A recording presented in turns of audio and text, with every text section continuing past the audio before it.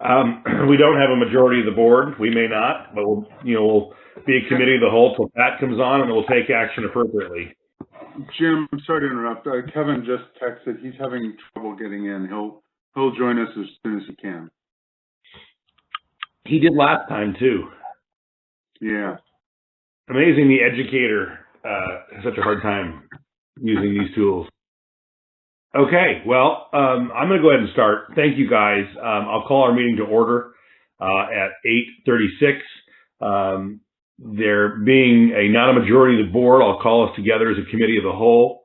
The board meeting will begin legally when a fourth board member comes onto the call, but that doesn't mean we can't start our reports and conversations. So I will call to order a committee of the whole. Are there any modifications to the agenda? Okay, hearing none, then we'll move on with this agenda. We can't approve it because there's only 3 of us, but nonetheless, we'll move on with the agenda as written. And then we'll begin with public comment. Are there any members of the public at any of our school sites that wish to address this committee of the whole on items that are on the agenda, or not, I'm sorry, not on the agenda? This will be the time and place.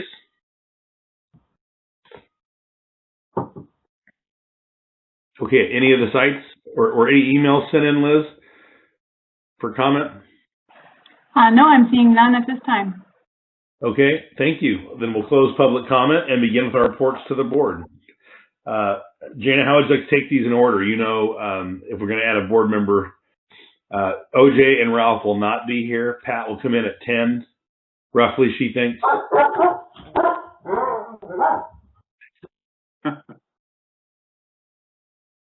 How would you like to do this? You want to start with yours, Lindsay's, or Liz? Let's start with Lindsay's, if you don't mind, because we do have some hot off the presses developments on the Riverside facility that I would like board input on, and it would just be guidance anyway, but still. Okay, go ahead, Lindsay. Are you on the line?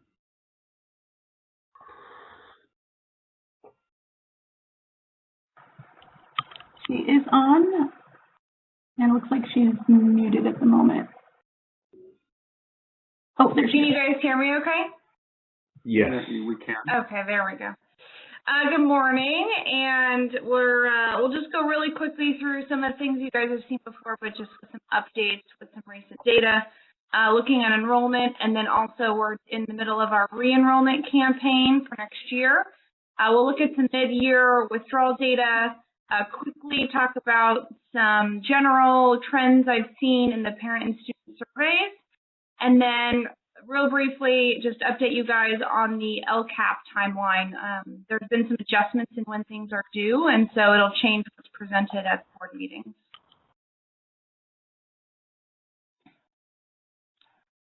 All right, so here are the enrollment trends for this year, the lighter blue color. You'll notice, as is typical, spring semester, we see a dip in enrollment because of a few factors. One being that we stop enrolling new students usually in March and April time. It's not incredibly practical for new students to start with a strong, successful experience with us when they enroll so late in the school year.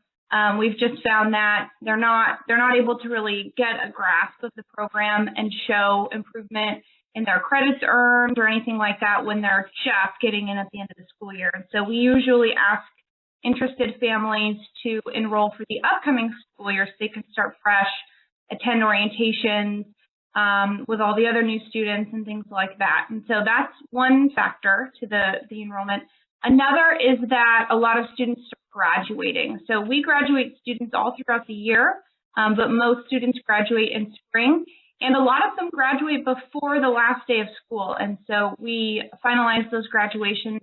And as they're graduated, they're removed from our enrollment numbers because they're done with school. So those are some of the reasons we always see a downward trend at the end of the school year.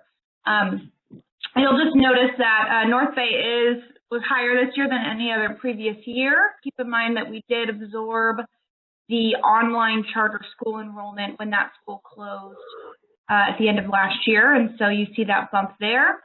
And then the other 3 smaller sites are always hovering sort of in the same numbers.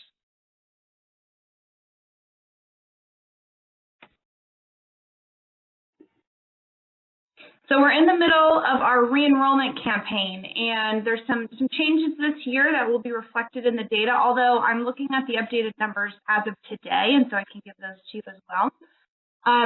We're using an online registration process through our system that we keep all student data in. It allows for families to enroll their students virtually from home. And, you know, we've done this for a couple of reasons. One is the inputting of data from a paper packet into an online system is incredibly time consuming. And so if we have families input their own data, it saves on time for our staff.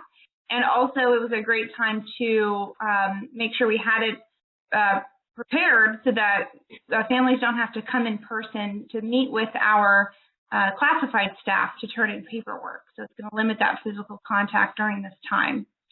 But because of that, it's a new system. Many families are understandably struggling to understand, you know, how to walk through the process and complete the process. So our site coordinators have become experts in this system and do call and walk through the process with our families. We also have help documents and things like that to send to them. But it's been, for being a very new system, it's been incredibly successful.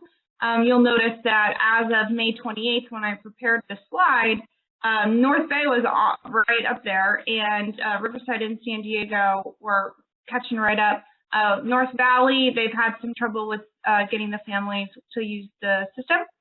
But as of today, we have a 77% re-enrollment for North Bay, a 47% enrollment for North Valley, a 76% enrollment for Riverside, and a 77% enrollment for San Diego. So those numbers have definitely increased. I don't anticipate North Bay's numbers to increase. They've gotten in contact with almost every single family, and so we're probably going to stick around the 77%. But North Valley is still working on it, and Riverside and San Diego are sort of closing up. So we're having really good re-enrollment rates. We're really proud. Sorry to interrupt you. Could you say those again, the current ones? Sure. So North Bay is 77%. Yep. North Valley is 47%. Riverside is 76%. And San Diego is 77%. Those are fabulous numbers for Riverside and San Diego over any prior year. A little disappointed in North Valley still, but those are fabulous numbers for Riverside and San Diego. I'm looking at their prior rates, and they were in the 50s and 60s this time prior years. So that's great, you guys. Awesome. Thank you, Lindsay. Sorry to interrupt. No, that's fine. And I think North Valley is struggling with the online process and contacting families to check in with them. So that's, we just, I think it would improve that. Why? Why? It's so significantly different. They're not that backwards up there. No, from what I've heard anecdotally, how do I say that? The families there are struggling in more ways than one, more so than some of the other sites. I mean, North Bay does have a tendency for that, but North Bay also has a team of people.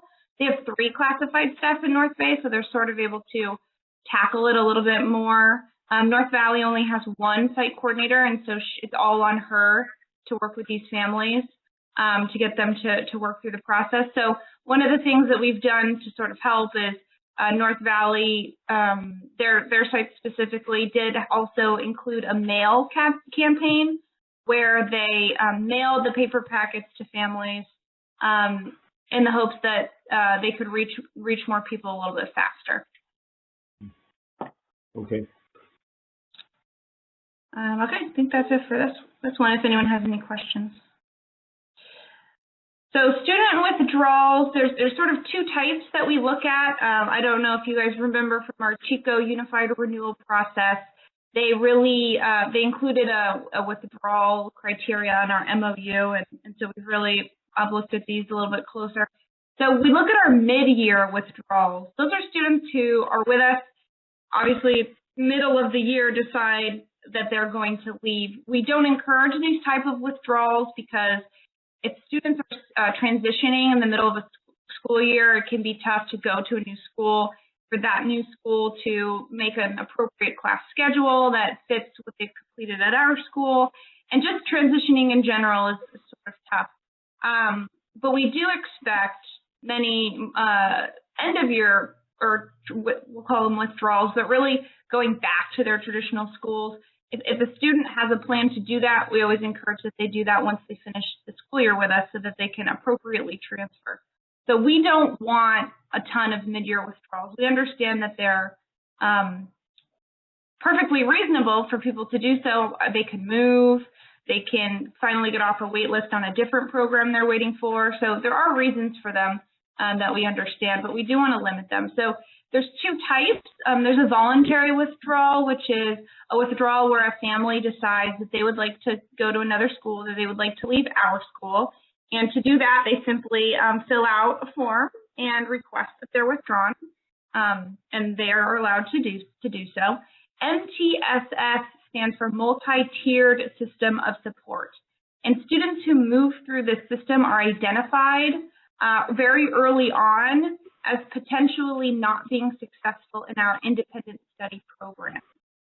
We recognize that there are families and students who enroll at our school who might not understand what independent study really is and what's required of them to be successful in an independent study program.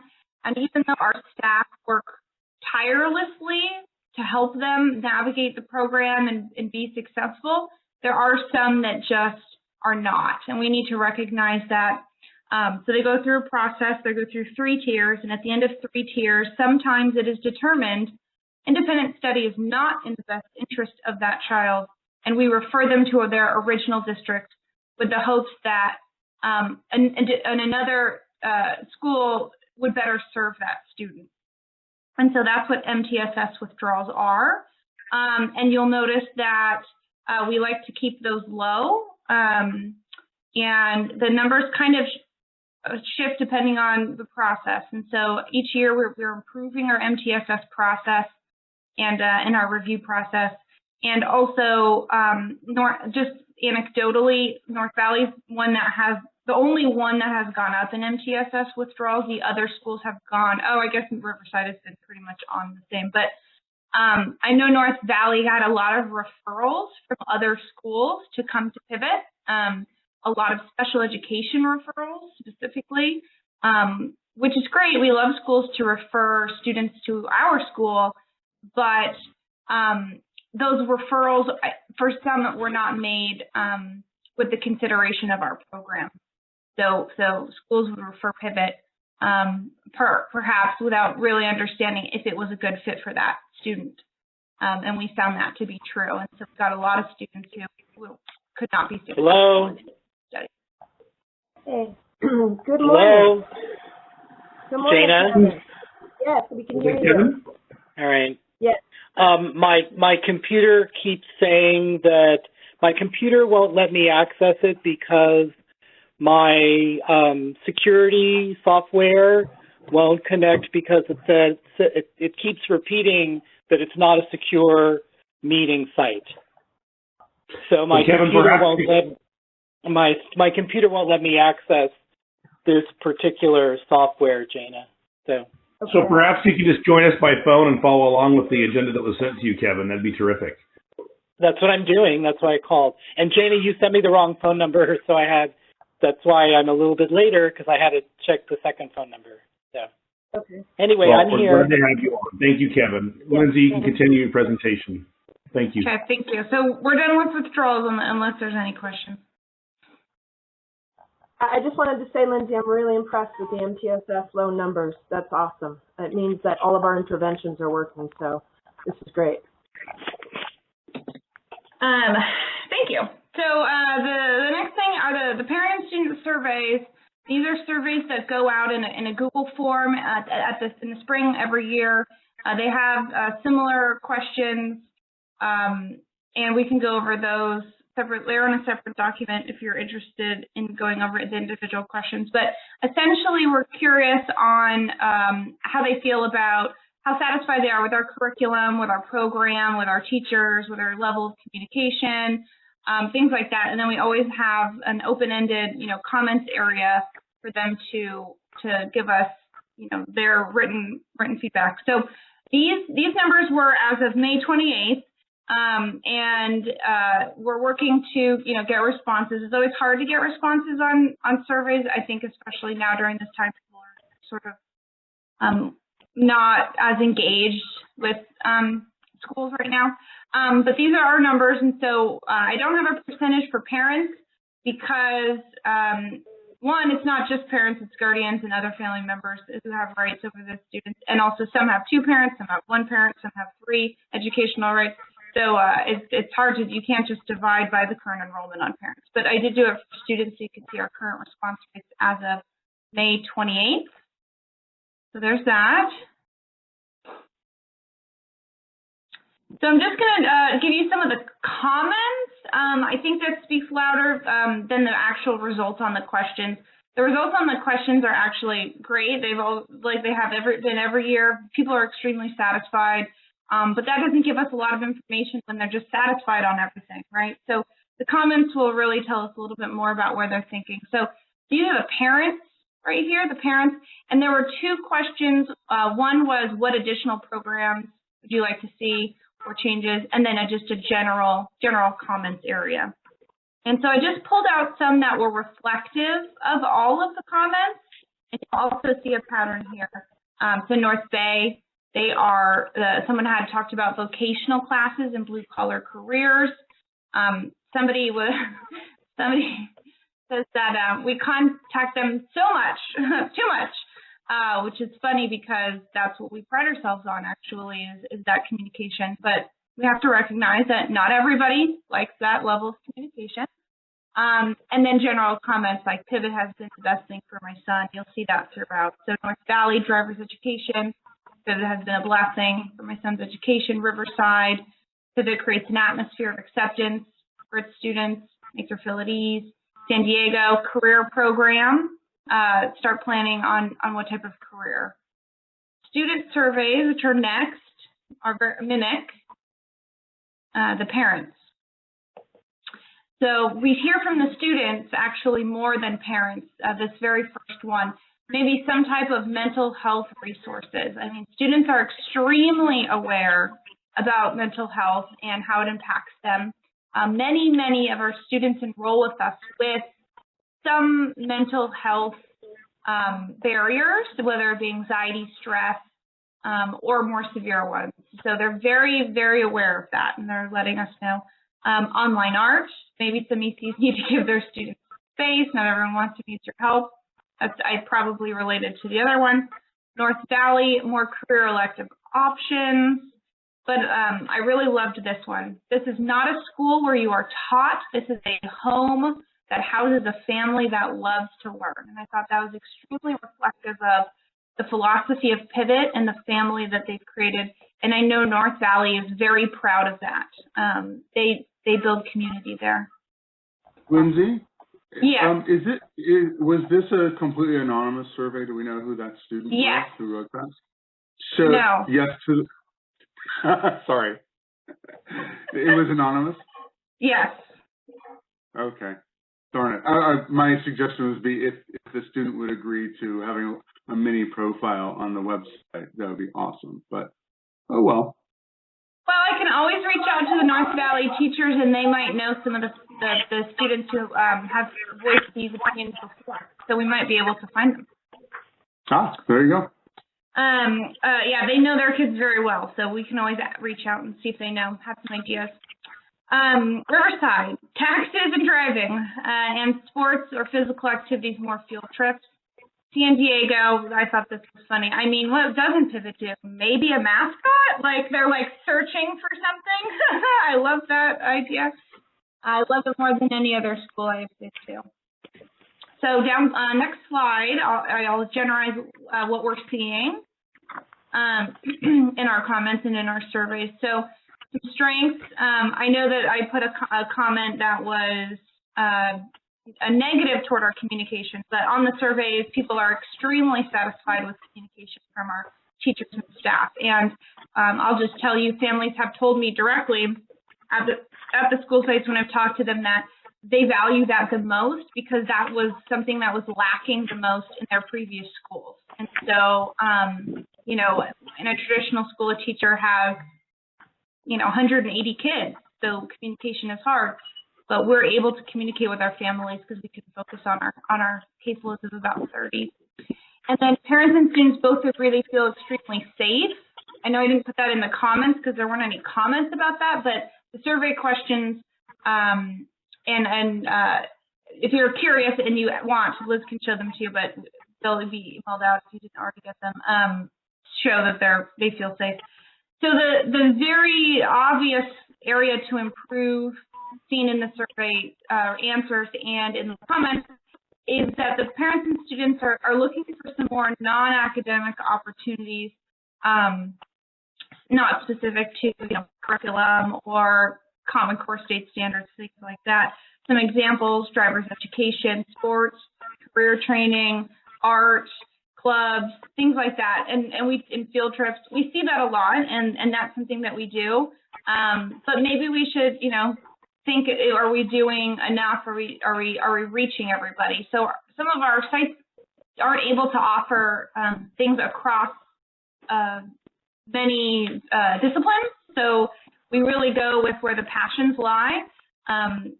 So maybe the perception is that we're not offering something for everyone in that area. So something to think about and look at.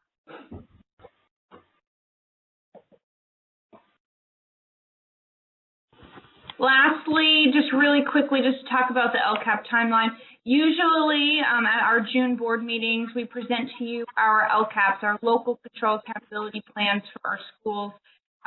It talks about our goals. It talks about what we're going to do, our actions toward those goals, what we're going to do, how we're going to spend money toward those goals.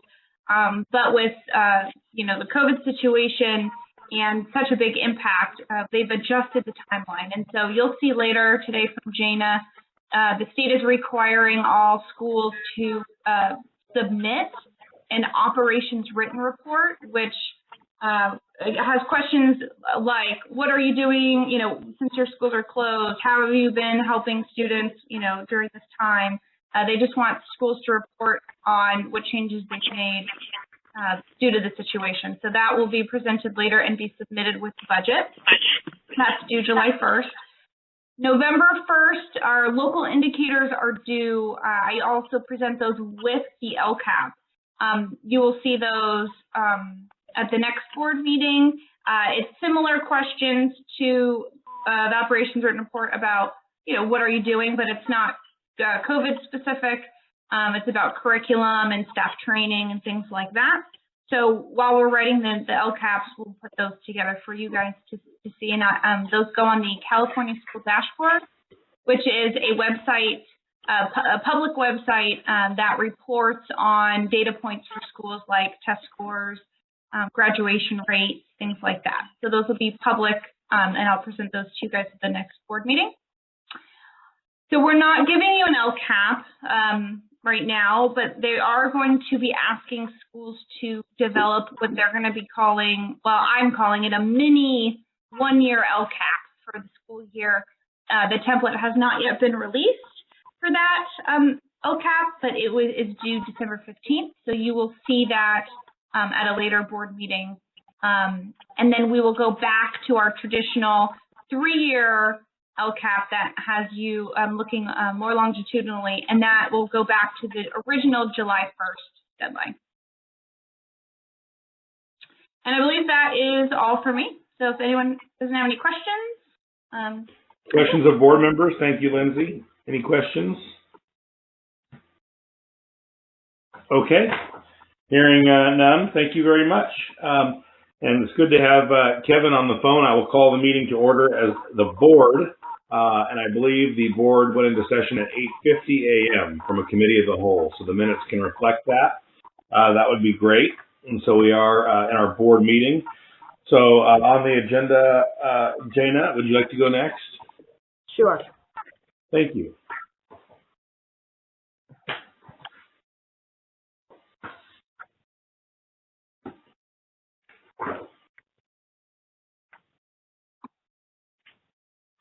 Okay.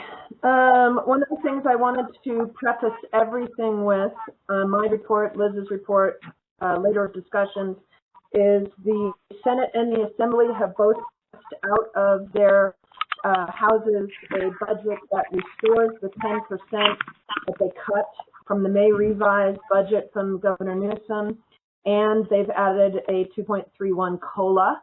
So they've both been passed out of the respective houses. The plan, if the Senate and the Assembly bills get passed, is to push the can down the road as far as any debt and hope that there is a federal bailout for K-16 education. And so I'm saying that now because everything that we talk about, in essence, from here on forward, could be affected by that. I don't think that we will have resolution in June. I think we will have resolution in August on that, even though they are going to have to pass a state budget in June. I think they're going to be continuing to have those discussions. But that just happened literally in the past 7 days. So as far as mine, you all asked for an update on COVID and how our schools are doing and where we're going with this. And again, as of 1 o'clock yesterday afternoon, we have new information on what will be required next year. And then an update on the Riverside facility. And we have an update to the update that is not in your packet. So we will be sharing that as well. Go ahead. So essentially, we did close our schools. You know that. Non-classroom based schools, which is technically what we are in the eyes of the Department of Education, have been excluded from the CARES funding that were given to schools. The second round is supposed to be coming, and we don't know whether non-classroom based schools will be excluded from those. Our respective legislators, our respective lobbyists are working on that, but it's very, very frustrating.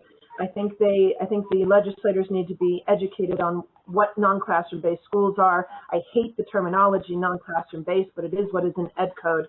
I think they all assume that none of us have roofs over our head. AB 2990 is also moving forward. It just got passed out of the Senate Appropriations Committee, or I'm sorry, the Assembly Appropriations Committee, which means it's going, it'll be moved through to the governor. So we thought that because of COVID, anti-non-classroom based legislation would be curtailed, but it has not been curtailed. For the most part, it will not affect Pivot because we have had higher levels of integrity and expectations on a lot of different areas than some other schools out there, and a lot of these, and we don't do things the same way as a lot of these non-classroom based schools do. So there's not at this point anything to be worried about that's going to have a huge impact on Pivot, although they are adding pieces to this legislation, and we just don't have the details on that. I will keep you posted.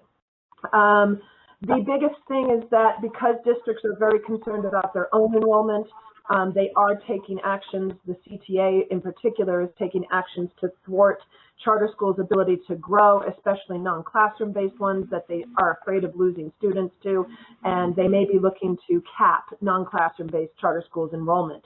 Just so you know, as draconian as that sounds, this has happened before. We have been capped before, charter schools in general and non-classroom based schools. And as you know, they have already capped the number of non-classroom based schools that can be approved, and there's a moratorium on them right now. So as draconian as that seems, and we would think that we would not be subject to something like this, it can and may very well happen. Next slide. Questions on any of that, on the politics?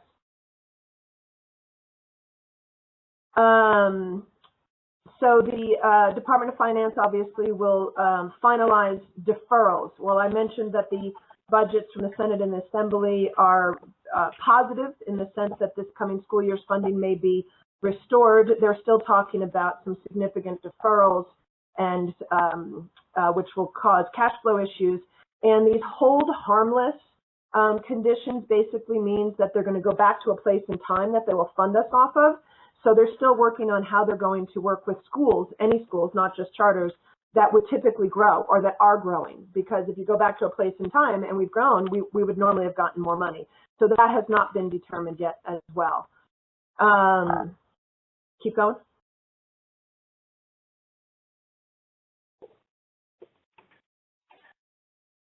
So we did just get the guidance, like I said yesterday afternoon. They are going to be requiring masks of all adults on campus. They are going to be asking us to put in more sinks and more wall-mounted sanitizing stations. They are also going to be suggesting that students wear masks. It will not be required. They are requiring the social distancing and having desks 2 feet apart. And I'm looking at my list already from yesterday's meeting from the CDPH. CDE is having a meeting that I got an invitation to on Monday. They are going to interpret what the Department of Health said, and CDE will be telling schools what they need to be doing even more than that. You know, some of the problems that come up, obviously, with the social distancing is how to fit all the kids in. Do they go to 2 sessions a day? What's to happen with busing? And how they're going to fund the requirements, because it is going to be more expensive. They're also going to be curtailing all sports and outdoor activities and not allowing students to touch the same equipment, so to speak. So all of that will be forthcoming more tomorrow, but we did get that they're going to be requiring temperatures to be taken of all students upon entering the school. We are being told that the state will pay for those non-touch thermometers, and we will all get a shipment of them. I'm not super hopeful that will happen by the first day of school, but that is what they're saying. Keep going.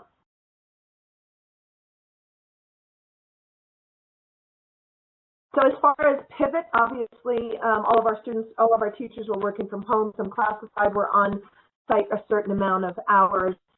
There have been more hardships with families, so there has been less engagement. I think teachers have done a great job re-engaging students and really working on that. We created a pivot-wide online workshop to support students so that teachers were actually having kids from other campuses attend their workshops. A complete redo. Thank you, Lindsay, and the site coordinator, the site admin like Craig and Jenny and Travis for making that work. And then ultimately it was our teachers' implementation of that made it work. They did a fabulous job. We are focusing on messaging for independent study and basically sort of telling parents, look, if we are going into quarantine again next year, or if we're on any kind of stay-at-home model, you have to do a better job with your kids than what you did this first time. Granted, it was new. Lots of people were fired, lost their jobs. We understand. I will say it nicer, but we have to have all families better engaged moving forward if we do go back into any kind of quarantine or stay at home, because it will not work, you know, as far as ADA and their students' progress, which is the most important thing. We've been sending out many of those messages via Parent Square. That is why we're expecting them to complete their core courses. We are not going to socially promote. We are not giving students for credit for work that they did not do in high school. A lot of high schools are doing that. They're saying, hey, whatever grade you got back in February before, or beginning of March before COVID, that's what you're going to get. We're not doing that. Our kids are already far enough behind. They already have gaps that are bad, big enough. So we chose not to do that. We did make some modifications, though, to non-core courses and graduation requirements, things that are way above the state requirements. So we do have a lot of kids graduating, and I'm excited about that. But I feel that we did it with incredible integrity. Moving on. Any questions about any of that? These are a list of the things we just wanted to remind you, and you all asked for this. Could you please tell us exactly what happened with COVID? These are the things that essentially you all authorized or were authorized under the resolution that you gave me permission to make changes. We've submitted for our FEMA request, or we've submitted the preliminary.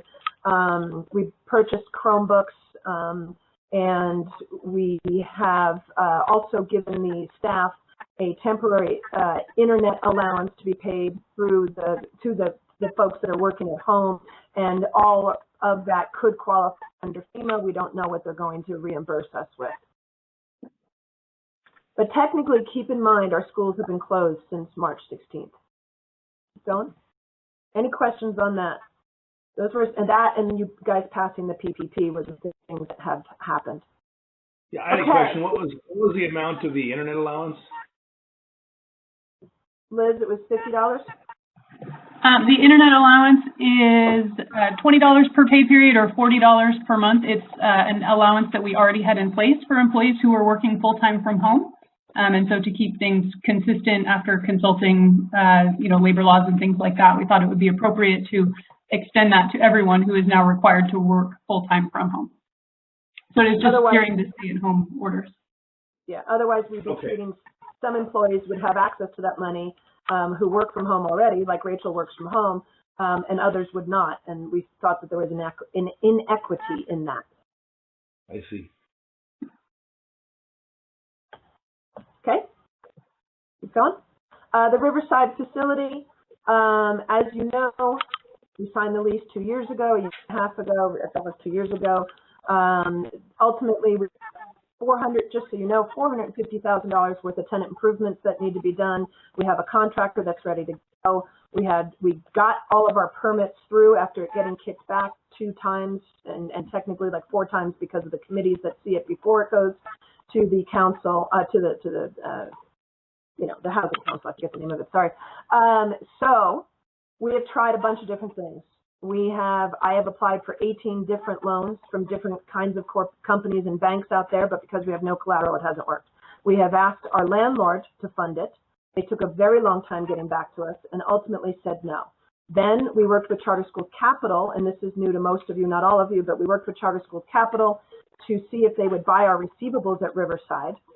And it would cost us roughly $54,000 to only get $200,000 selling our receivables, and it becomes this spiraling selling of receivables that we weren't thrilled about, but it could be one way. I did approach our landlord about then funding the rest of it, the other $250,000.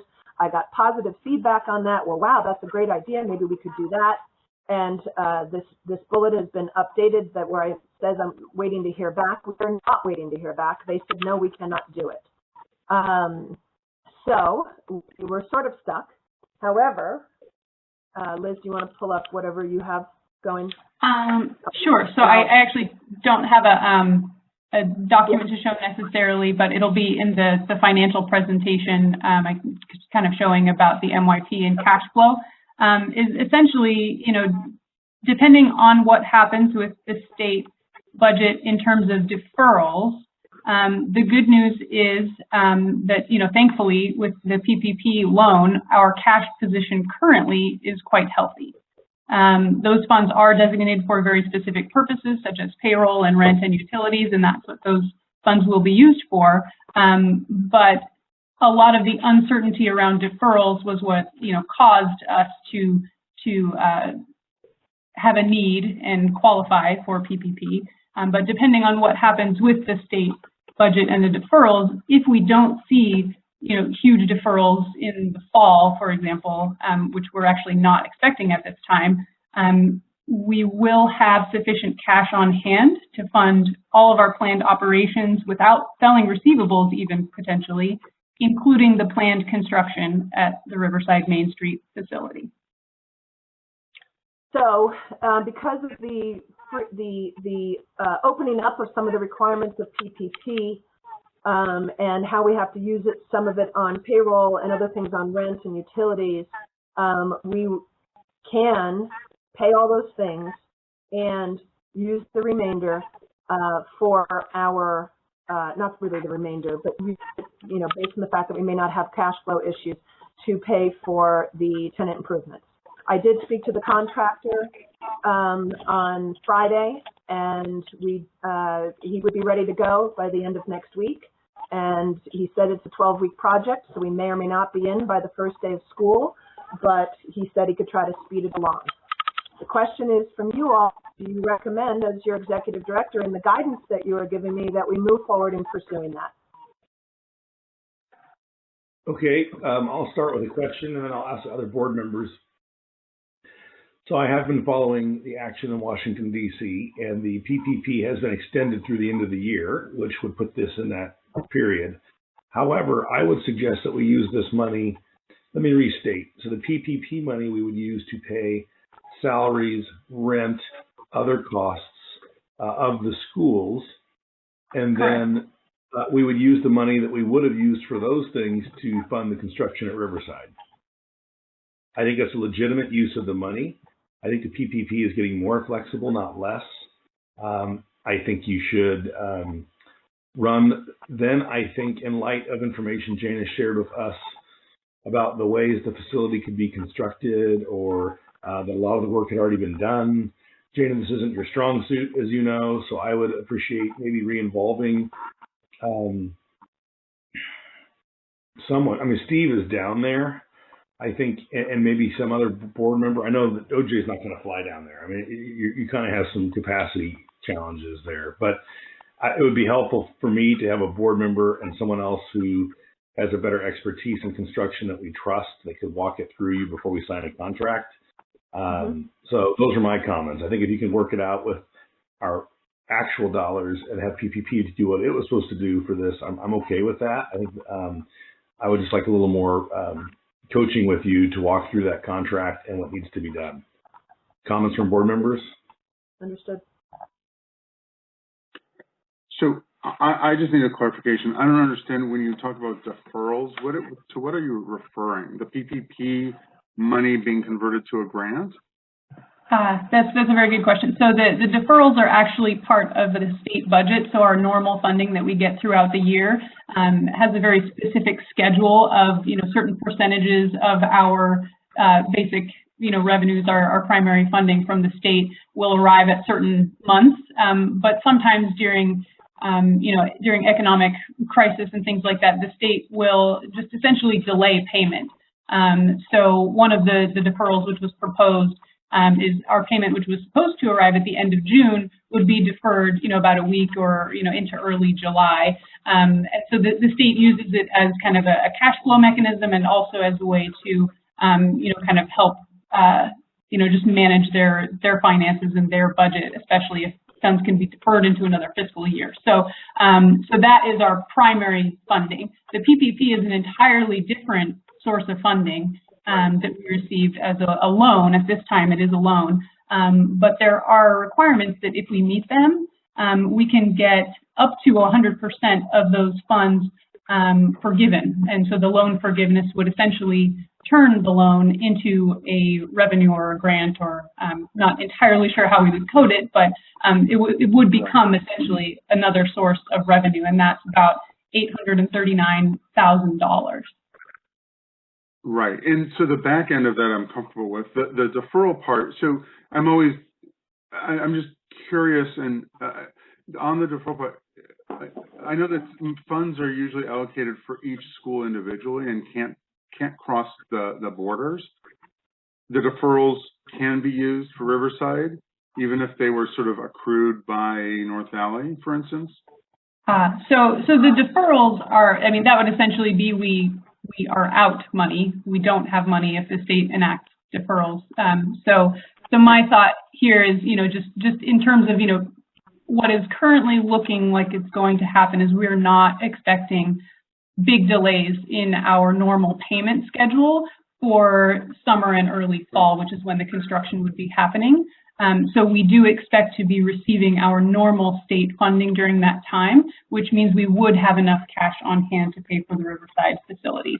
You mentioned, funds not, kind of crossing from school to school.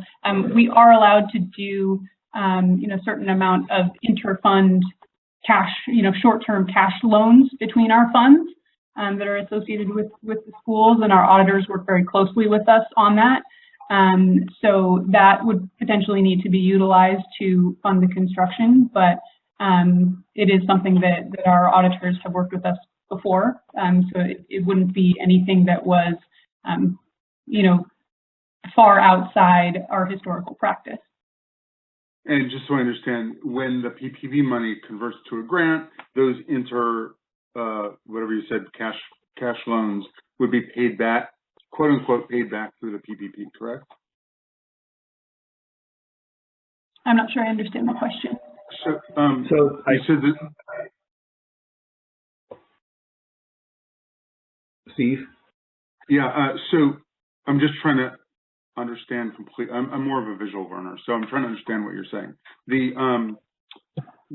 So these inter-fund cash loans between the schools that would help construct the new facility, when the PPP funds convert from a loan to a grant, that the new grant funds would pay back the inter-loan, the inter-fund loans. Is that correct? No. I think, let me restate that, Steve. I'll tell you what I think is happening, because I don't want the staff to have to say. So we are going to use all the PPP funds to pay salaries and rent and utilities. That's what we agreed to when we got the PPP funds. So we will use those. Those will be gone. I don't believe those will be due back. We are legally entitled to have them. We applied for them properly. The state is deferring our revenue. It's an accounting gimmick. They do when they get in hard times because they don't want to make hard choices, and they punt. And so for their fiscal year, it looks whole, so they can say they're balanced and everything else in the fiscal year. And you're on the next fiscal year, and it's upside down again, but they don't have to deal with it for 11 months. So we will use the PPP lawfully. What ends up happening then is when we receive our funding, that would have paid for our payroll and our rent. We will have already paid those bills lawfully using PPP dollars, and so then those dollars now are free. And those are the dollars I believe that we would use to do the construction.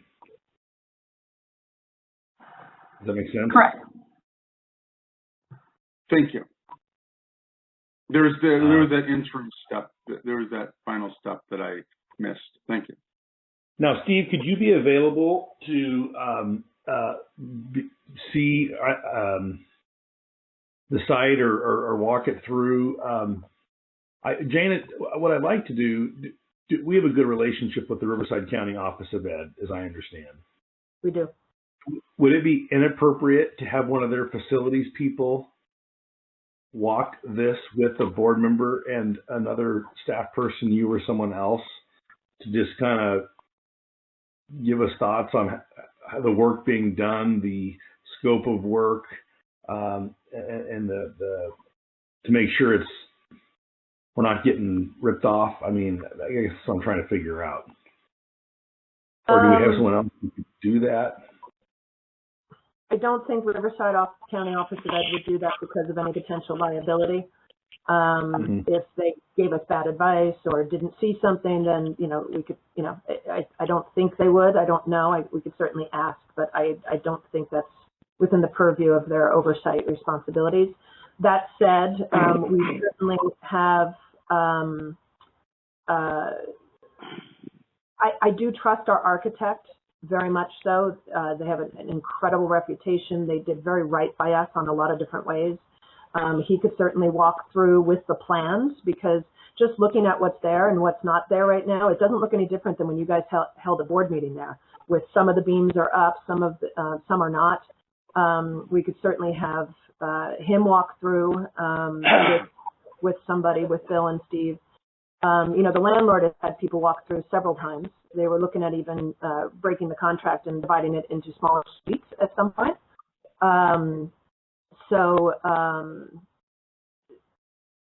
They've had a bunch of other people come through.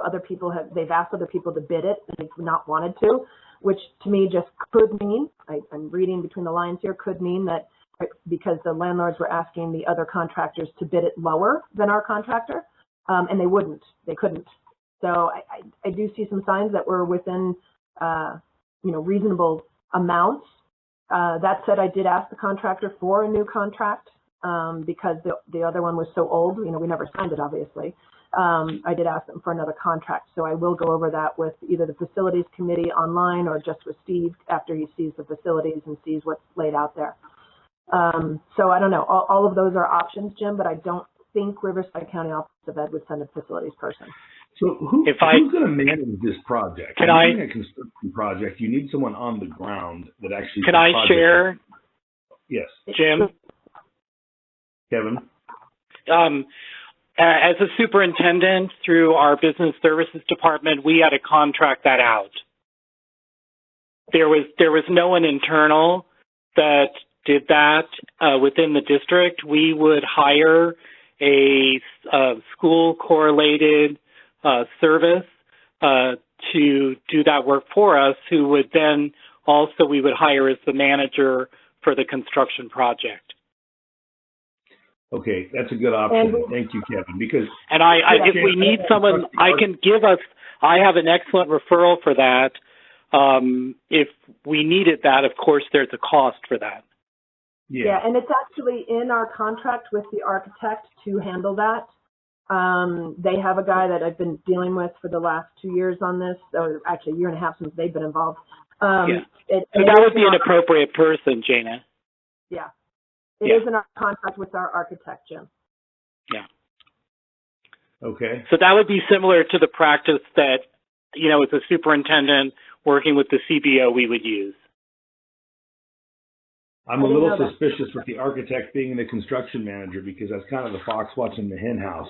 The architect did the design. If there's issues while they're actually building it, the architect will then approve change orders to cover up their own design issues and mark up the cost. And so usually you have a impartial person managing the construction to make sure that the architect doesn't do that. The architect and the builder can get in cahoots sometimes, but and so that's why I usually want an independent construction manager, and they're usually an engineer type person that's the arbiter and denies change orders and is kind of hands-on the site a few times a week, So I'm a little concerned that we don't experience in this area. We don't have a staff person that does this.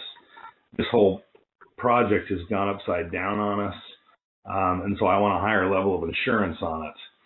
This is not a small capital project. I know we've done some of our own remodels before. This is a huge project, and it's sat for over 18 months. It's kind of silly, and so I just want a little more oversight over it. And Kevin, I appreciate what you're saying. So I think, maybe Janie, we can talk more offline about this if we're actually going to be ready to sign a contract. But I would just like a little more attention to this personally. I know we have a facilities committee. It's hard to travel and it's hard to do stuff right now, so we have to try and be creative. Kevin, I think if you could send your referral to Jana and to me, that'd be great to look at. I'm going to go through my Rolodex too a little bit, but I think we need to rethink this, because not having someone there and having the architect and the contractor there, no one's watching them. So I think I made my point, but I think we're getting close to this. That's good. Yeah, thank you. Kevin, go ahead.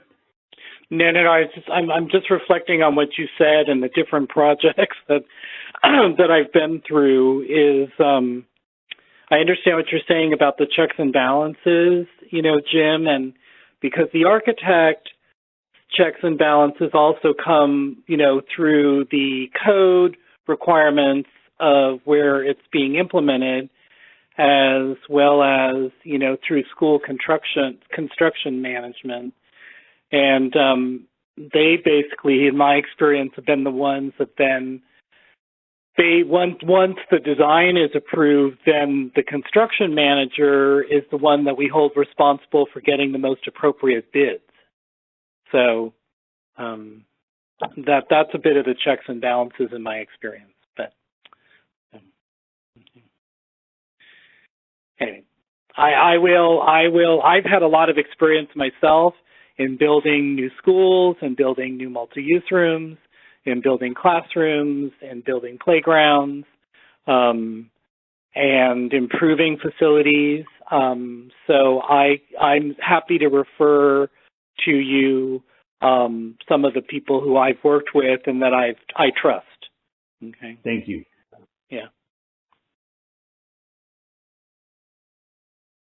Okay, Janet, what's our next item? Thank you for the guidance. That's it. I emailed this to you because I realized we have a new student store, and I emailed you the information because it was going to close, because they don't, when somebody orders one piece, they don't go and just go produce that. They open it up for a while and then they close it and they produce all of the things that were ordered during that time. But it's a fun thing for the kids, and it's with our new logo, and Tripeppi Smith helped us set it up. So just wanted to let you know about it, and that's my executive director report. Great, thank you. Any other questions for Ms. Castle? Okay, thank you. Then we'll move on to Liz to our financial update.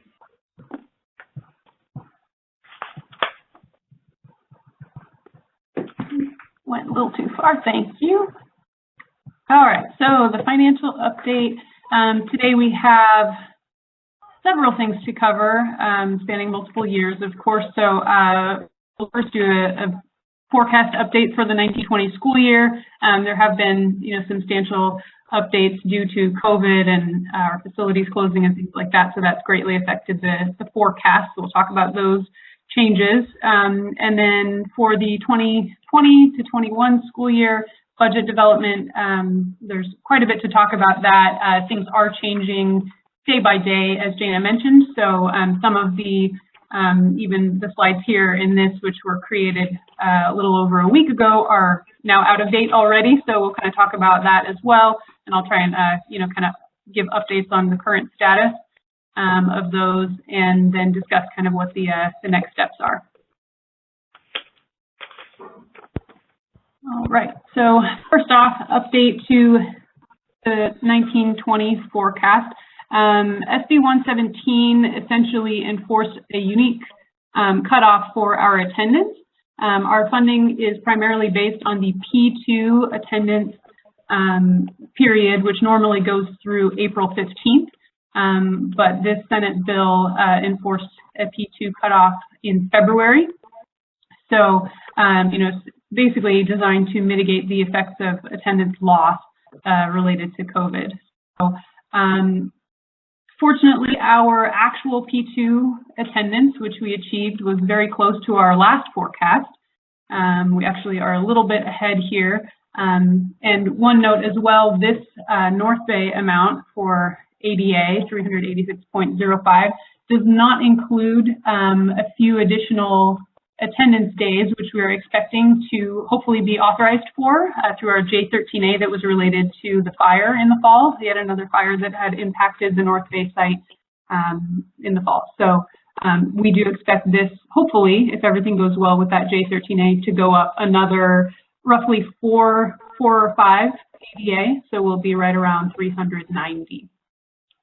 One thing to note, even though our forecast total only went up by 0.48 ADA, the enrollment weighting here noted at the bottom, which essentially just refers to the distribution of students in various grade levels, came out more favorably than our forecast in terms of funding, because we do get different amounts of funding for students in different grade levels. And we always forecast that conservatively. And when our final numbers came in, it was in our favor by about $91,000, which is good news to hear. So you can see that reflected here. This is a nice big jump increase in our revenue forecast based on that, those changes to the enrollment grade level mix. A few other things here are resulting from closing out the former charters and opening the new charters. We've been in that transition for a few years now after Shasta Anderson. So we've been working with our auditors to kind of reconcile various things, on the balance sheet as things are being transferred from the old schools to the new schools, per the guidance from our auditors and the resolutions which you all signed. So that actually came out in our favor as well in terms of reconciling some of those revenues. Related to COVID-19 and the closures, closing our resource centers, obviously there are a lot of costs associated with operating physical facilities, so we are seeing quite a bit of savings related to that. There is some additional expense, of course, with purchasing more computers and things like that to transition to a 100% virtual format. So, but at this point, it's looking like the decrease in travel for our administrators and this board meeting and things like that, are ending up being a bit of a savings here. So all in all, our forecast has greatly improved. It's largely due to our LCFF funding adjustments, but we are looking much more positive than we were in the fall. Our last forecast update as well, just changed from last forecast to current forecast. We have kind of been digging out a little bit of the hole for the smaller sites after starting the year with slow enrollment growth. So just wanted to show the positive change here. Some of that is due to the grade level mix, as I mentioned, in funding, kind of increasing our revenues a little bit more favorably based on the grade levels of our students. And North Bay ending the year with quite a strong, healthy ending fund balance.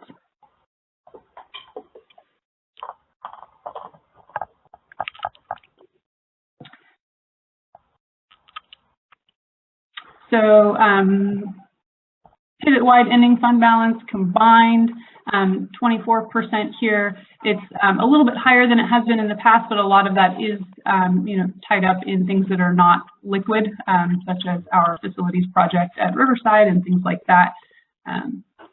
So just want to make sure to highlight this is not, this percentage does not reflect cash, for example, or, entirely liquid assets. But speaking of cash, that has been nice this year is that we did not have to sell any receivables, didn't have to utilize any financing options. We're able to stay cash positive for the year. There's this surge at the end here. This is the receipt of our PPP funds. Normally we go up a little bit at the end of the year, but this gave us nice big jump. So that we should have, as I mentioned, sufficient cash on hand to meet all of our obligations for payroll, rent, utilities, utilizing the PPP funds, and still be able to fund our Pivot Riverside facilities projects due to this current cash balance. Any questions about the 1920 forecast update? All right, hearing none, we'll move on. So 2020 to 21. This slide is referring to the governor's May revise, the strategies that he implemented in that proposal to close the state budget deficit. So this is already, as Jana mentioned, it's not old, it is the most current information that the governor had proposed, but since then we do have updates from the legislature and their proposals for closing this budget. They're similar, but there are some differences. So I just wanted to point out some of the things that are different. The cuts that the governor had proposed, instead of utilizing cuts, the state legislature has focused more on deferral.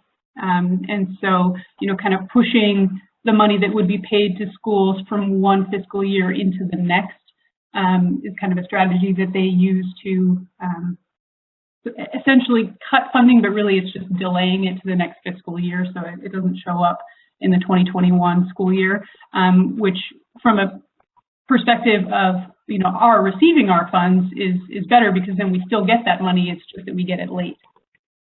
So some of the cuts that the governor had proposed, instead the legislature is proposing doing those as deferrals. The big question mark is whether the state will receive additional aid from the Fed proposals there, and if we're going to get sort of, the ability to avoid cuts or substantial deferrals by receiving federal funds. That's kind of the big question mark at this point. Quick flashback to our last major recession here from 2008. If you take the funding rate for schools here, if it was just adjusted per inflation, it would be this blue line here, and then the green is what actually happened. So you can see in 2008, right before the big bust, it was at a nice high level and then dropped off and remained fairly constant for a few years. So I'm not saying this is what's going to happen, but it's always useful to look at, what has happened in the last situation that's as close as we can get to our current situation. So we are preparing for potentially several years of our funding to be impacted in some way.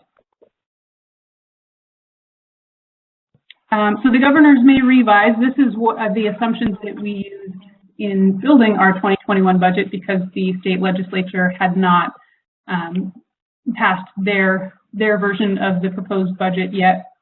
It does include a cut of 7.92% to our LCFF funding. That's our primary source of funding, our state aid for the schools. There's also some relief in CalSTRS teacher retirement contribution rates that were proposed in the governor's May revise, so that was helpful. Unfortunately, a lot of the increases or special, programs and things like that were proposed by the governor in January have been cut. And then there's always the question of federal funds. Most of these, the CARES monies that are coming through,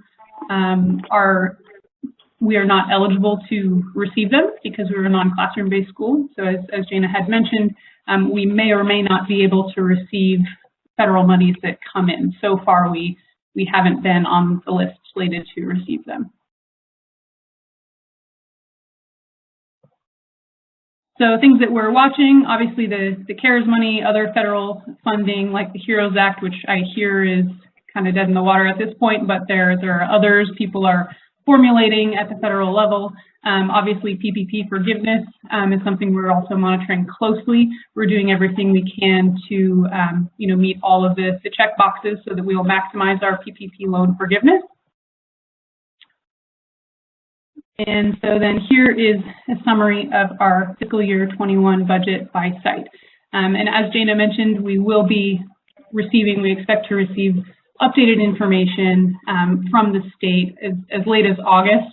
Since the tax filing deadline was postponed to July 15th, we know that there might be some updates on that front. So when those tax receipts come in and have an opportunity to be finalized and analyzed and everything like that, the budget trailer bill might change things.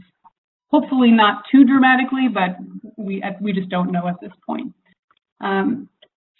So this budget that we are proposing for 2021 is essentially based on kind of rolling forward several areas of expense until we know more. We did make some adjustments, but things like, there are contracted increases, rent, and things like that, obviously we have to increase. But anywhere that there was not a mandated increase in expense, more or less, we just kind of, rolled things forward, kind of tentatively maintaining the status quo, so to speak, until we get more information. It does allow us still to have a pivot-wide positive operating income of about $54,000. But as you can see, it is much more difficult for the smaller sites that have fewer students to handle cuts to their funding. So we will definitely be bringing you more information and more proposals on how to adjust the budget once we have more conclusive information from the state. So Liz, just a clarifying question. What I saw in Bryce's email, if the 10% plus COLA is restored for fiscal year 2021, it would be roughly an increase in operating income of $550,000 pivot-wide. Is that my understanding? I believe that's correct, yes. So the COLA is actually, we are still receiving the COLA essentially, so it's a 2.31% COLA, but then there's a 10% cut applied after the COLA, which results in that negative 7.92 rate here. It's not just a simple adding. If it were, it would be negative 7.69 or something like that, but the COLA gets applied first, and then there's a 10% reduction after the COLA is applied. So yeah, so it's not quite, we don't lose the COLA and 10%, we get the COLA and then 10% applied after that. So the cut is actually less than 10% overall. But yes, if that were restored and utilizing the legislature's plan of enacting deferrals instead of cuts, we would see a substantial increase in our revenues, approximately $500,000. Okay, thanks. Thank you. Any other questions?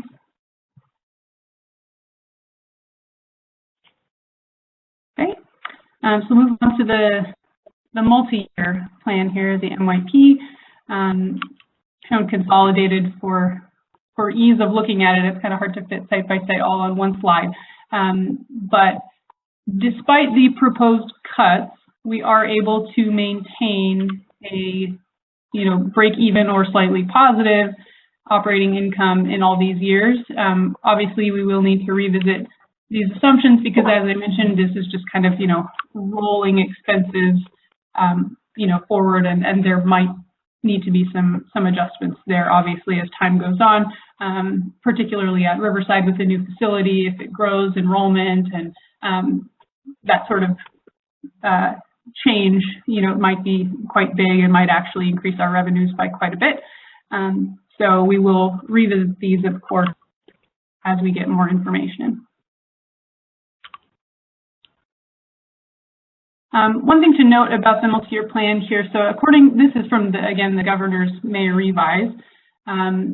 We have these things that are sort of in this kind of bluish-green color. The teal are the sort of benefits or increases in the fiscal year. So we do have some ADA increases that we're projecting, largely due to increasing attendance percentages, and I know Jana has spoken about that, and we'll continue to talk about that, but improving our attendance rates is a large focus as we move forward. And then we have Title I funds, which we had not received in the past, which is a plus to our revenue side. But then these other things that are kind of on the state budget level, we get a little bit of relief here in fiscal year 21, and then a little bit less in 22, and then in 23, even less. So the governor's May revise does include some, kind of help and assistance and things to balance out the proposed cuts, but those things are very temporary and are scheduled at this point to go away over the next few years. Liz, how is the STRS rate going down when yes.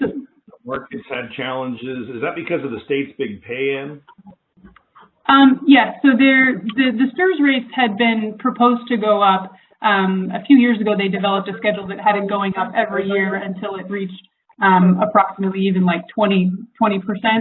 And essentially, it kind of seems to be one of the governor's favorite tactics when he's trying to kind of, come up with some sort of benefit or relief for schools, is to either decrease the employer contribution STRS rate, or they had planned last year or this year to use some of the state funds to pay down an unfunded liability with the whole statewide STRS program. So he likes to propose these sort of relief to schools via STRS rates. And at this point, despite having cuts in the education funding, he is balancing out that a bit with a proposed relief on the STRS rate. So rates aren't set by politicians, they're set by actuaries, right? They're set based on what you actually need to collect to keep the fund solvent. So I guess what I'm hearing you say is he reduces the rate by pouring in cash into the fund in the billions. I know he contributed several $1 billion to the STRS unaccrued liability a year ago. So I guess that's what you're doing, more cash into the fund. That allows the actuary to drop the rate. Yeah, and I think in this case, they've taken some of that money that they had originally planned to put towards the unfunded liability and the STRS, kind of statewide investment, and instead they're applying it now to the contribution side. So I think they're kind of moving some of that money around instead of paying it into the investment fund, that they're instead applying that money as a relief to the contribution rates. So they're kind of shifting money around where they're planning to put it. But this again is not final yet either. It is in the governor's May revise, but may definitely change. And could I just add that, again, I want to remind us of our conversation regarding total compensation, that with these increases in STRS rates, as districts have to make additional contributions, they're discussing with their staff, and in cases where it has to be negotiated, looking at total compensation so that staff, especially teachers, understand the additional contributions that the districts or that they're, that are having to provide in order for their retirement to be sustainable. So that's kind of something to keep in the back of our mind, the whole concept of total compensation. Thank you, Kevin. I'm seeing in the chat that Tom has a question. I was able to unmute myself. Could you please unmute Tom? Tom is not muted. Okay. Tom, can you try talking? I know you had a question. Tom called me.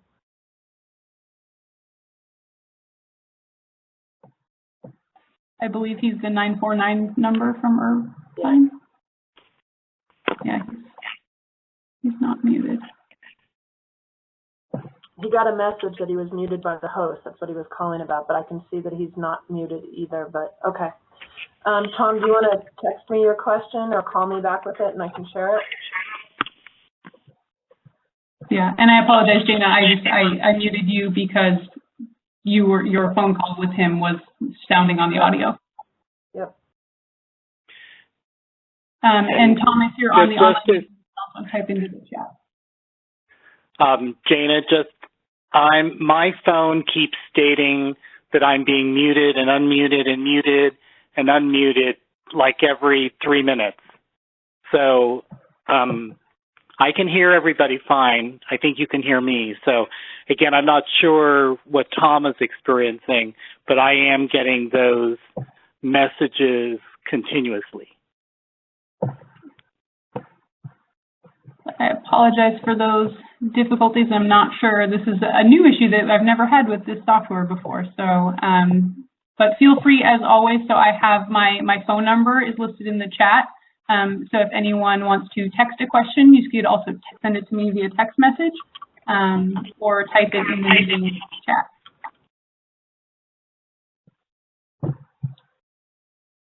Okay, so hopefully we will get Tom's question. Jana, did you? No? No question? No, he said it's all right. Okay.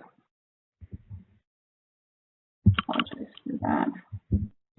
So again, this is a little bit out of date because this is the governors may revise. The state legislature proposes something different, but this is what the governor had proposed in terms of deferrals. There would be a deferral of the June payments in fiscal year 1920, just deferred into July at the statewide level, 1.9 billion.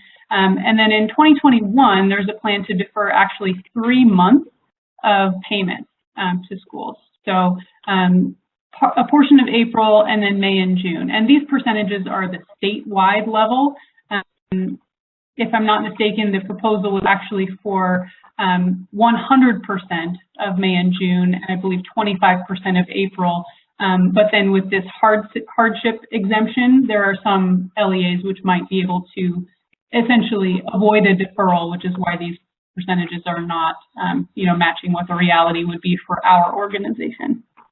So under the governor's May revised plan, we would receive a deferral of about 25% of April and 100% of May and June, and all three of those would be deferred into July.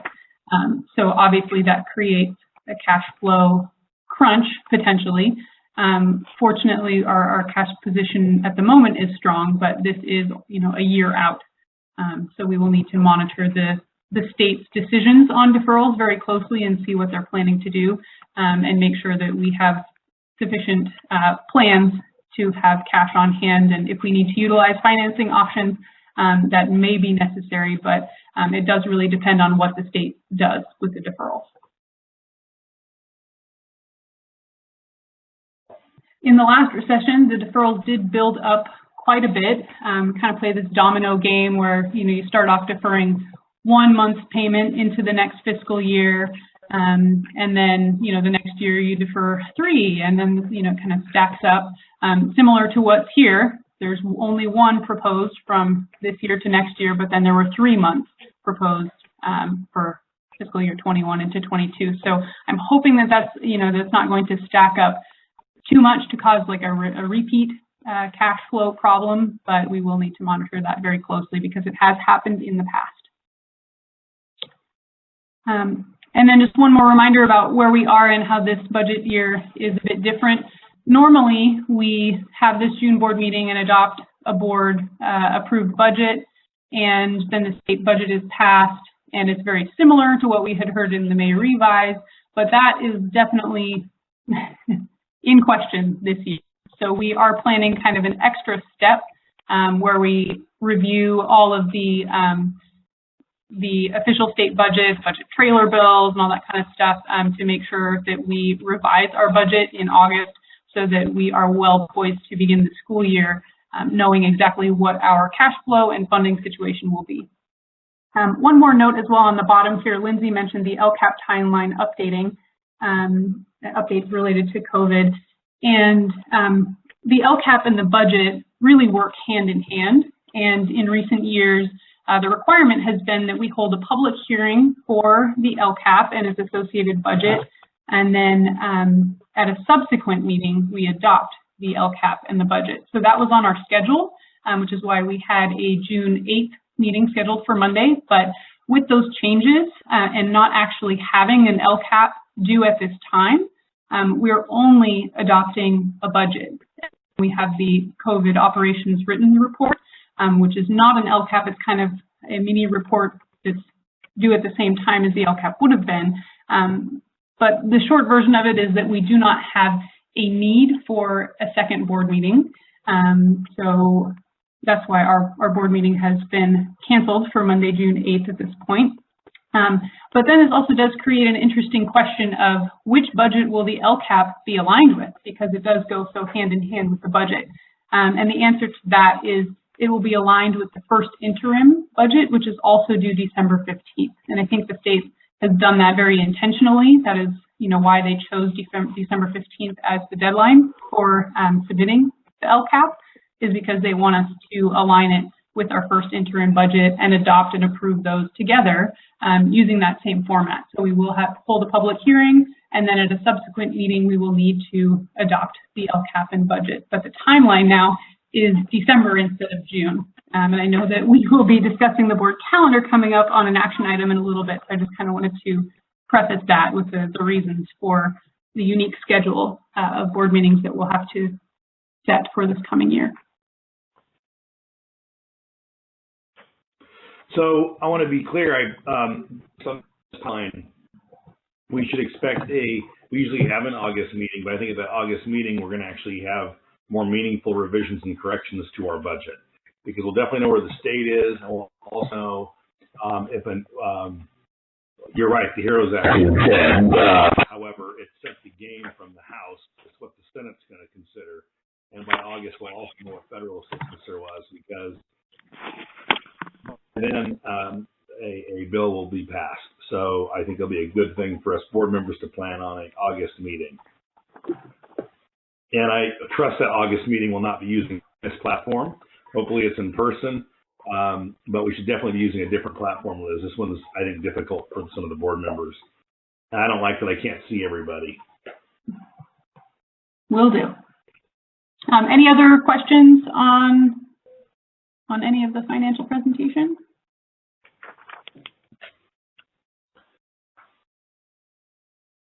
All right, hearing none. I will just share that I think the budget committee isn't on the call today, Pat and Ralph, but I think I had conversations with them, and I reviewed the assumptions as well. And I think, Jana, I don't know, do any of the board members want to hear some of the key budget assumptions more clearly, as far as, I didn't see that we got into those today, unless I just missed it. As far as some of the, are you going to go into that in your report, as far as some of the staffing decisions and I think those are relevant to the board. So I have met with all of the board members one-on-one. We've had very in-depth conversations, and that is part of closed session under negotiating staff compensation. So. Okay, if you met with the board members and the board members have been tutored, if you will, on the budget assumptions, then if there are no questions, board members, again, any other questions? Staff also received input too. Yep. This is Tom here. I think I'm on some kind of mic. Nice job, and I think this is just the first blush of what's going to happen. So August is going to be Okay, thank you, Tom. We could hear you. I'm glad you're on the call. That's great. You can talk. Very good. Okay, then that concludes our reports to the board. So we will thank you all for your work. Liz, good job. I know this is a trying time. Like in my day job, we're just going to keep working through it, and the information will change, but you just keep doing the best you can. So I appreciate it. Okay. Jim. Jim. Oh, yeah, go ahead. I would just like to, as we end this agenda item, I would just like to thank Jana for making herself available and to discuss the budget. And then I had a number of questions and additional recommendations. And so Jana and Liz and I had a 90-minute Zoom conference yesterday afternoon, which was an excellent meeting. And so anyway, I just want to acknowledge to the board members the good work that Liz and Jane are doing, especially as Tom said, when it's a very fluid kind of moving target process. So thank you. Thank you, Kevin, for sharing that. Yeah. Thank you. And thank you, board members.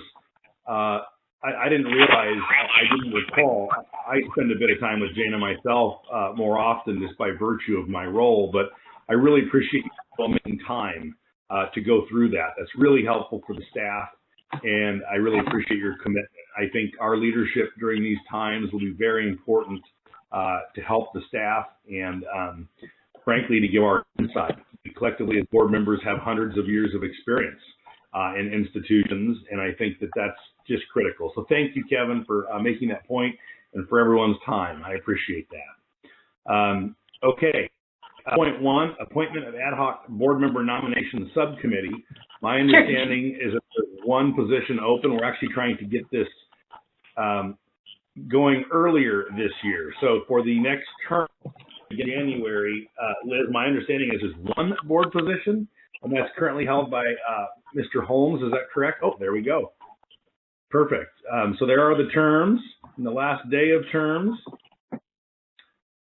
So, wow, they're all kind of odd. I thought they were all January-based. Okay, so I need to appoint a board member to consider this position as the nominating committee. Of course, we'll talk with Mr. Holmes as well. Is there a board member interested in assisting me in this effort? I'd be happy to do it, Jim. Okay, and you're vice chair too, right, Kevin? Yes, I am. Great. Okay. Well, then I'll set up. And especially if you're looking, I mean, if you're looking for someone, you know, in Northern California with, you know, similar experience to Ralph, I actually can think of a couple of candidates already.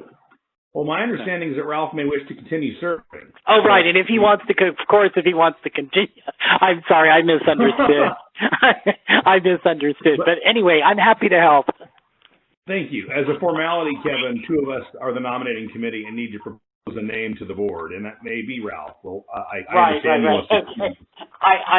I misunderstood. I thought Ralph was perhaps unable to continue. So that's my mistake.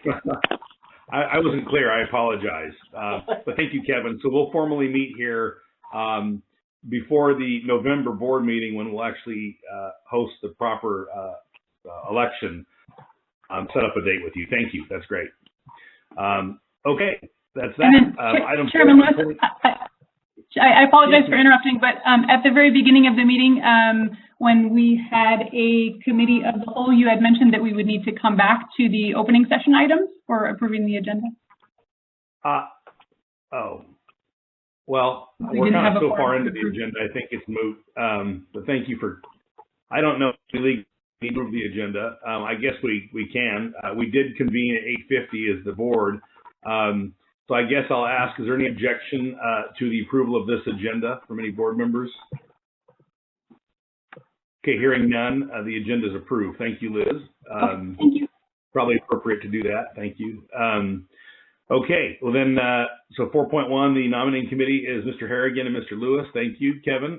And 4.2, 3, 4, and 5. Wow, these were quite a bit of work. So who would, is this Jana, your COVID reports?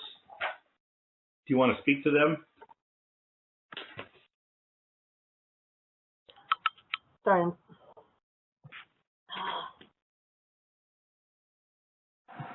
You're good, Jana. We can hear you. Okay, you can. It's showing that I'm muted from my end. Yes, we can hear you. Okay. I'm not fond of this platform either. It's showing me. Anyway, yes. So these are sort of the in lieu of the approving of a regular LCAP. As you can tell, there's very similar questions as far as of serving our students, how we're serving our students, how we're spending our money, but yet it's related directly to COVID. I'm not going to read them to you. We're just answering their questions. They wanted to make sure that we were serving our students, the unduplicated students, the students of low income and homeless, and et cetera, and how we were actually serving them through distance learning. Obviously, this was a much easier report for me to write than it is for a traditional seat-based program to write, because it's been all over the map. So they're just trying to track to see what each school district did. So in lieu of getting an LCAP, we got these. Okay, great. Any questions of board members? Are there any significant differences between the 4 reports? No. No, we did the same thing for all 4 schools. There are times where our LCAPs are different, for example, but in response to COVID and serving meals, everything kind of went the same way with all 4 schools. Right. Thank you. Okay, thank you. Other questions? Okay, are there any members of the public that would like to speak on items 4 through 4.5?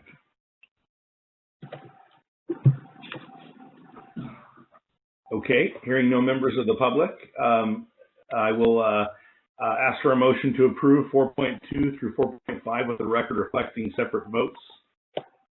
Move from Halverson. Second. Thank you. Siegel, thank you. Any further discussion? All those in favor say aye. Aye. Aye. Aye. Opposed?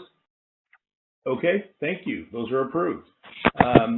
Next item is the budget and LCAP process that we just were briefed on. Go ahead, Liz. Thank you. So we discussed largely the differences, but I just wanted to highlight some of the changes that will impact the board meeting calendar for the coming school year. So there is the original process. We usually adopt the budget and the local indicators and the LCAP all in June, and we have to do the public hearing and then adopt those. And then we submit them to our authorizers and post the local indicators online. Several of those things have been changed, but one that has not yet been changed is the November 1st deadline for the local indicators report. So it's a little bit odd because we will have to post those online by the November 1st deadline unless that changes, but we will not officially report those to you and discuss those until whatever the meeting date is that may be in December, since the LCAP is not due until December 15th. So as Lindsay mentioned, we will be, kind of presenting those in advance as well in August, because we want to make sure that the board does have a chance to, see and discuss those before they get posted online. But officially, we will have to present them to you again in December because they must be presented with the LCAP. I had no issue with your recommendation, and it is my expectation that we would have a full review of the budget again. We're going to go through this process at least twice this year in August. So what we approved today really is a cash flow budget, in my opinion. The real planning and policy will take place in August. Are there any objections to that from board members, that we have basically a new budget approval in August and then follow this timeline? Okay. I don't motion from board members, so I don't think you need a specific vote on that, Liz. I think we just affirm your recommended timeline. That's great. Thank you. Thank you. Yes. Sorry, that was a discussion only item, but it informs the next item, 4.7, the board meeting calendar. Yes. So go ahead. I don't have that in my agenda packet. Did I miss something, or is that?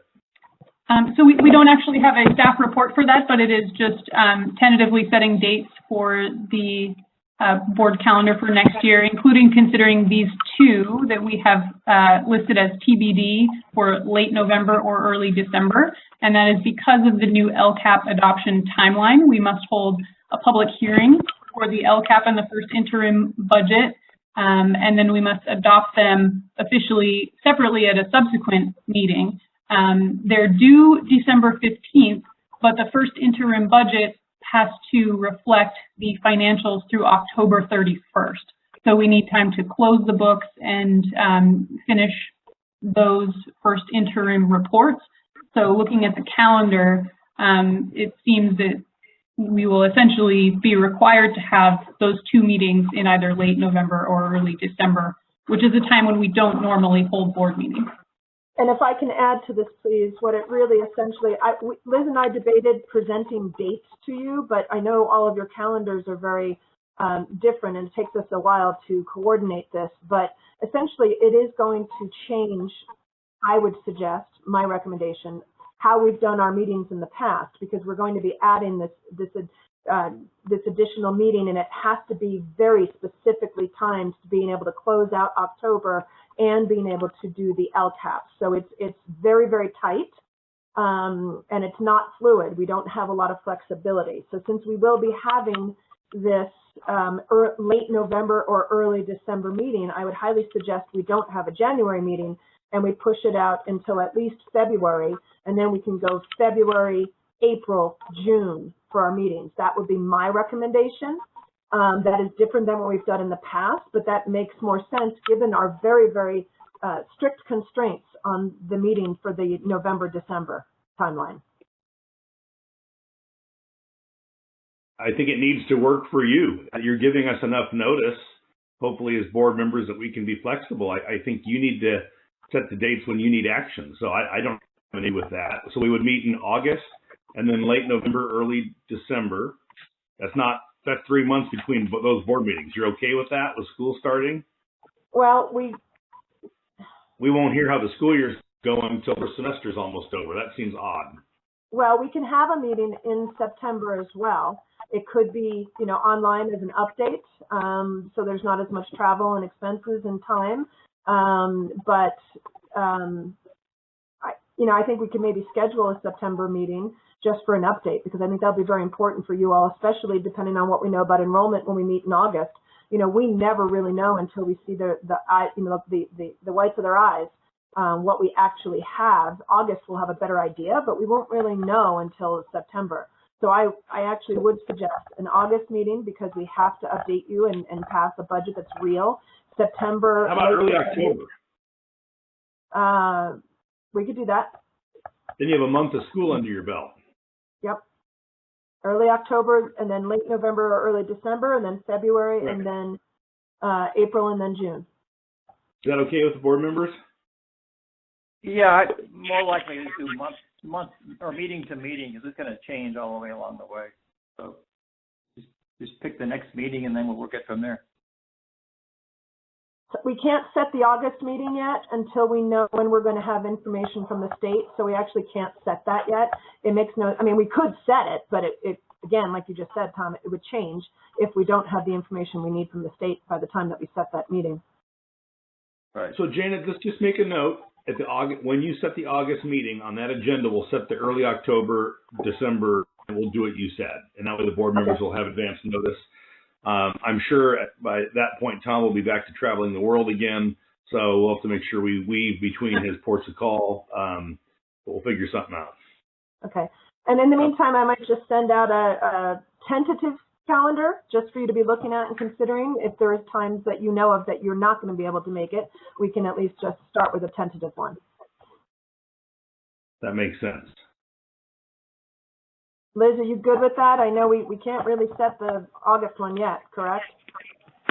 Yes, that's fine with me. We can push it to adopting an official board calendar in August, if that works for everyone. I think it makes a lot of sense. Thank you. Okay, well, then we'll be flexible and support you, and you'll let us know. Sounds good. Thank you. Okay, the next item is the approval of the contract with EdTech. I do want to share with the board that before Liz provides her overview, that Jane and I had conversations about staffing levels and costs on this contract and what our options might be as we frame this discussion with them. As you know, we've had a key staff person leave after this year that had some impact on this contract as well. So, Liz, I'll turn it back to you. And by the way, I really appreciated your staff reports. It makes it much easier coming into these meetings. I don't feel blind. You know, you've been doing a good job at these for a while now, but being able to understand the issues before the board meeting is very helpful. Thank you. Thank you. So we are up for a contract renewal with EdTech, and in the past we have utilized multi-year contracts to take advantage of discounts that are associated with those. A few things I'd like to note about EdTech. The last time we had our contract renewal up with them was sort of near the beginning of my tenure in the business office, and we had come up with a very detailed sort of transition plan, you know, in terms of responsibilities that would be divided up between my role and EdTech and working with the auditors and all that goes into managing the business office. But since that time, we have rechartered our schools after Shasta Anderson and had several new things come up through legislation and through MOUs and the use of Riverside County's Galaxy financial system and all kinds of things, you know, that have changed since that time.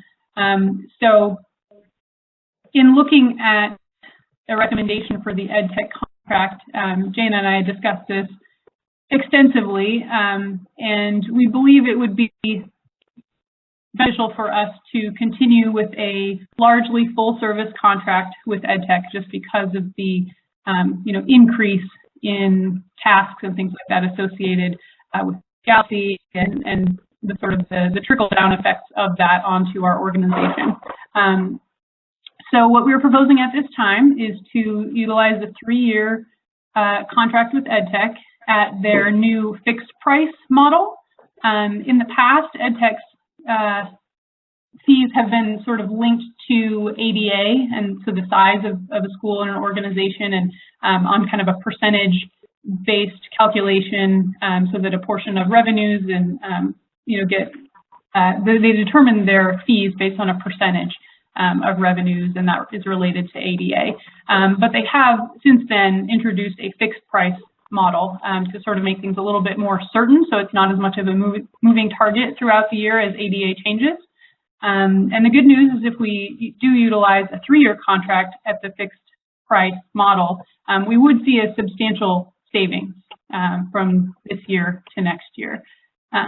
So we're looking at essentially a guaranteed savings of about $21,000 by utilizing a 3-year contract and the discounts associated with that and the fixed price model. So that is our current recommendation. One thing to note is that the Galaxy financial system does involve a lot of things that are outside the norm in terms of EdTech's workflows. So there's a lot of sort of extra coding and entry that their accountants have to do, and their payroll department and accounts payable, because we essentially have to take everything that is coded in Galaxy and then, you know, re-enter it into EdTech's financial system. And so there is a lot of extra work that they have to do. And so that work is essentially going to be considered consulting work and billed separately at an hourly rate. We are hopeful that that work will be minimized because, first of all, we've had a year under our belts now, and so some of those processes, you know, have been more or less ironed out. We were sort of creating everything from scratch over this past year and a half, but now those workflows are more established, and so we expect the actual amount of hourly, you know, charges to go down because we're not reinventing the wheel at this point. So hopefully those costs will be minimized as we move forward, and potentially any new negotiations with Riverside County in terms of the use of the Galaxy financial system, which are currently kind of being revisited. We're hopeful that we might be able to reach some sort of compromise as well, where potentially that requirement might be loosened a little bit as well. Okay, good report. Board members, any questions? I think the recommendation seems prudent. Appreciate that we're able to reduce that cost and tighten it up and lock it in.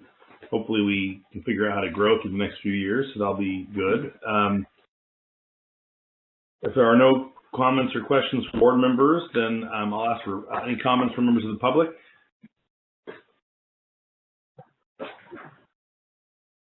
Okay, hearing none, I'll ask for a motion to approve a 3-year fixed fee contract with EdTech.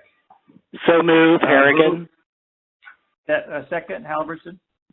Okay, any further discussion? All those in favor say aye. Aye. Aye. Aye. I heard everyone. Good. Opposed? Okay. Thank you. Very good. Okay, 4.9 is Resolution 2020-3, the Education Protection Account. Liz.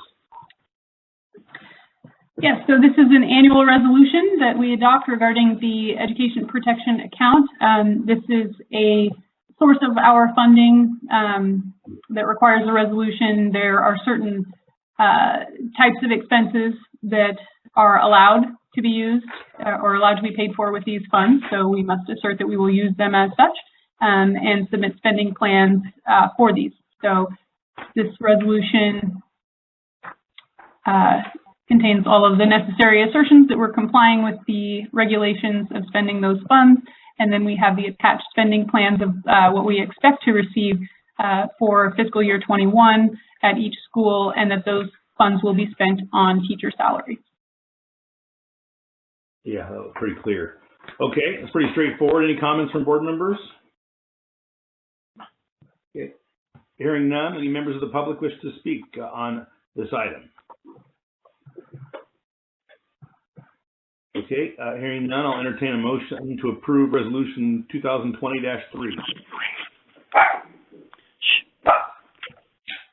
I'll move that motion. Is there a second?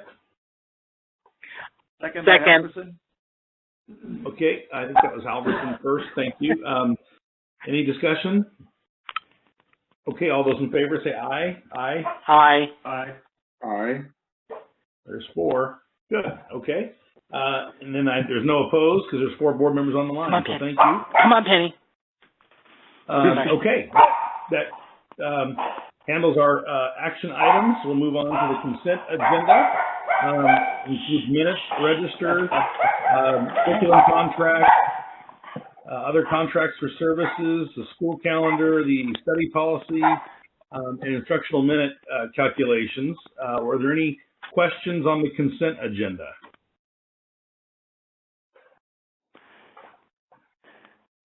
Okay, are there any members of the public that would like to speak on the consent agenda?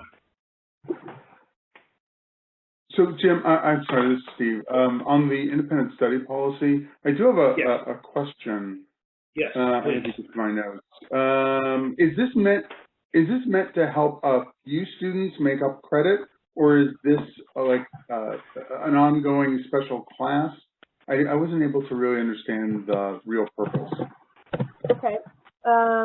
So we pass this every year at this time, and it hasn't changed the policy itself in 10 years. And it is because we are an independent study school, technically.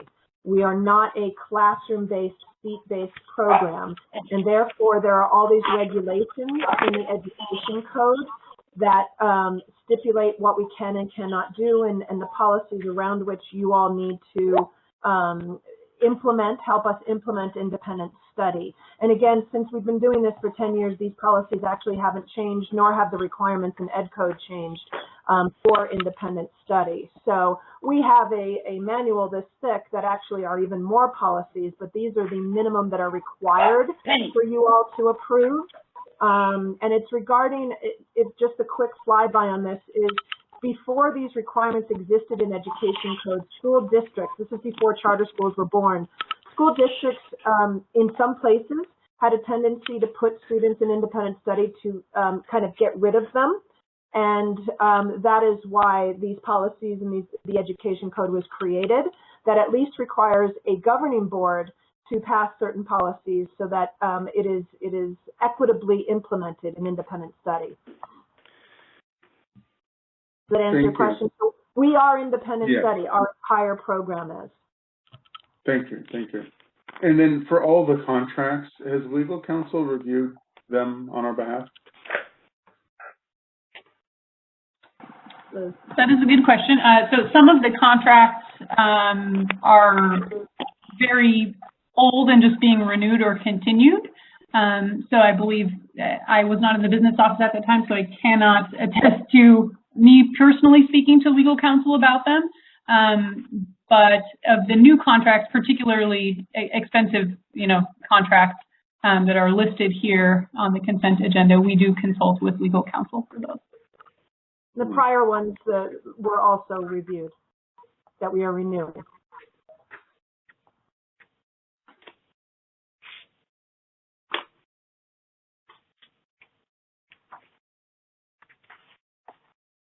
Are there other questions? It was just strange seeing the minutes from the March 14th board meeting that we were all together then. It seems like that was decades ago. Right. Wow, seems like a long time ago. That was kind of the last weekend. Things were getting weird, but of normalcy, so that was strange. Okay. The shelter in place went in that Monday. That's right. That's right. So odd. Okay. Then I will move to approve the consent agenda. Is there a second? Halverson, second. Okay. Thank you, Tom. Any further discussion? All those in favor say aye. Aye. Aye. Aye. Those opposed? Okay, the consent agenda is approved. We want to take a few minute stretch break in restroom, and then we'll go to the closed session link, correct? Correct. It is the Zoom link that I sent to you all. I will go in and open it now, but we will reconvene. Jim, is it okay? Like it says on the, we're right on time, at 10:35? 10:35. Sounds great. Okay, thank you, board members. Jim, Yeah. where's the buffet? Yes. I'm hungry. What? Where's the buffet? Sorry, guys, I pushed for the in-person meeting, but the Sonoma County rules didn't allow us to meet in person, so we can't have a meeting. I'll make it up to you at the next one. Yeah, We'll have sure. to work for Can you, I get Tom. We'll can have I get to a work. room next time too? Sure. All right, enough badgering. Refill your coffee on your own. I'll see you in a few minutes. Yeah, right. Thank you, Thanks, everyone. All right. Bye. How do I hang up? Oh. Hang up.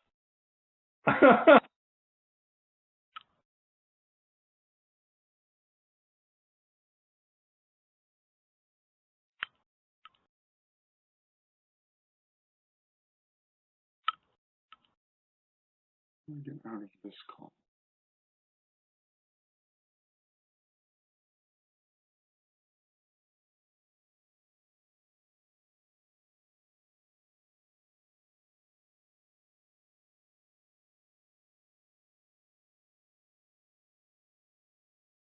Hello. Okay.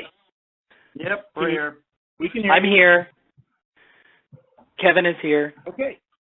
All four of us are here then. Very good. Okay. And Liz and Jana as well. So we are back into open session. There are no reportable actions from closed session.